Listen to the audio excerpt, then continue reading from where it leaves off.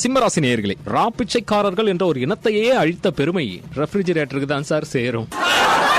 நேத்து வச்சது, முந்தா நாள் வச்சது, ஒரு வாரத்துக்கு முன்னாடி வச்சது எல்லாமே உள்ள இருக்கு. சூடு பண்ணி நமக்கே கொடுக்கறாங்க சார். சூடு சொரணியே போயிடுச்சு சார். வாட் எ மேன், என்ன மாதிரி ஒரு உண்மையை சொல்லிட்டாரு அப்படின்னு உங்களை பார்த்து ஆச்சரியப்படுவாங்களாம். அடுத்ததாக வரும் நம்ம கன்னிராசி நேயர்களே, எனக்கு ஒரு டவுட் சார். என்னம்மா வேற எந்தெந்த அனிமலுடைய வாழையெல்லாம் நிமித்தி பார்த்துட்டு கடைசியில நாய் வாழை நிமித்த முடியாதுன்னு இவனுங்க கண்டுபிடிச்சிருக்கானுங்க?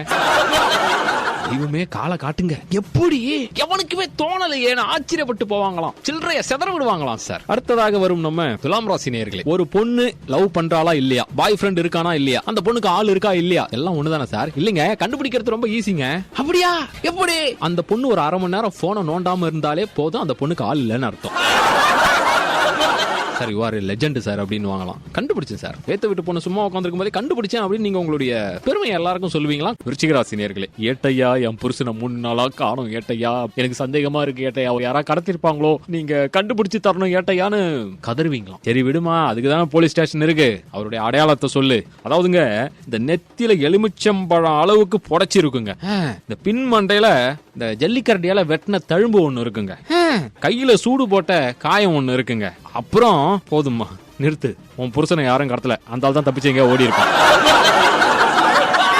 குடும்பமான காத்துல பறக்குமா. சிம்மராசி நேயர்களே, ஒருத்தவங்க உயிரோட இருக்கும் போது அன்பு காட்டாம செத்ததுக்கு அப்புறம் I love her so much, I love him so மச்னு ஸ்டேட்டஸ் வைக்கிறதெல்லாம் ஞாயிற்றுக்கிழமை முடிஞ்சு திங்கக்கிழமை அன்னைக்கு நான்வெஜ் சமைக்கிறதுக்கு சமராஜா.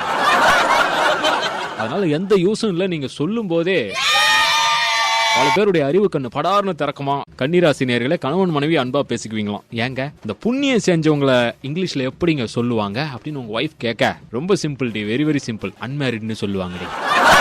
என்ன சொன்னீங்க? அன்மேரிட்னு சொல்லுவாங்கடி. ஓடாதரா, நில்லு டேய், ஓடாதரா சொல்லிட்டு ஓடுறான் பாத்தீங்களா அப்படின்னு அன்பா பேசிக்குவீங்களாம். அடுத்ததாக வரும் நம்ம துலாம் ராசி நேயர்களே, அப்பாவும் பிள்ளைய மனசுட்டு பேசிக்குவீங்களாம். டேடி சொல்றா, இந்த 30 + 30 ÷ 2 எவ்வளவு டேடி அப்படின்னு உங்க பையன் கேட்க, எரும மாடே தண்ட சோறு, நல்லா வளர்ந்துருக்கிற புளிய மரம் மாதிரி கணக்கு தெரியுதா உனக்கு, போய் அந்த கால்குலேட்டர் எடுத்துட்டு வாடா அப்படின்னும் போது தூரத்துல காரி துப்புற சத்தம் கேட்கணும் கிச்சன்ல இருந்து. கடகராசி நேயர்களே, வீட்டுக்குள்ள புருஷனை போட்டு வெளுன்னு வெளுத்தாலும் வெளியில புருஷனுக்கு பயப்படுற மாதிரியே இந்த பொண்டாட்டிங்கெல்லாம் நடிக்கிறது இருக்கே, ஐயோ நடிகையே திலகம் அப்பா. அதுலயும் அவர்கிட்ட ஒரு வார்த்தை கேட்டுக்கிட்டோமா அப்படின்னு அந்த பவ்யம் இருக்கே, அந்த பவ்யம்னு ஸ்லைஸ் ஆஃப் லைஃப பிரிச்சு வைப்பீங்களாம். மிதுன ராசி நேயர்களே, பட்டுச்சேலை கட்டினா எல்லா பொண்ணுங்களுக்கும் எடுப்பாதான் பிரதர் இருக்கும். ஆமாங்க, ஆனா அதை வாங்கி தரதான் என் புருஷனுக்கு கடுப்பா இருக்கும்.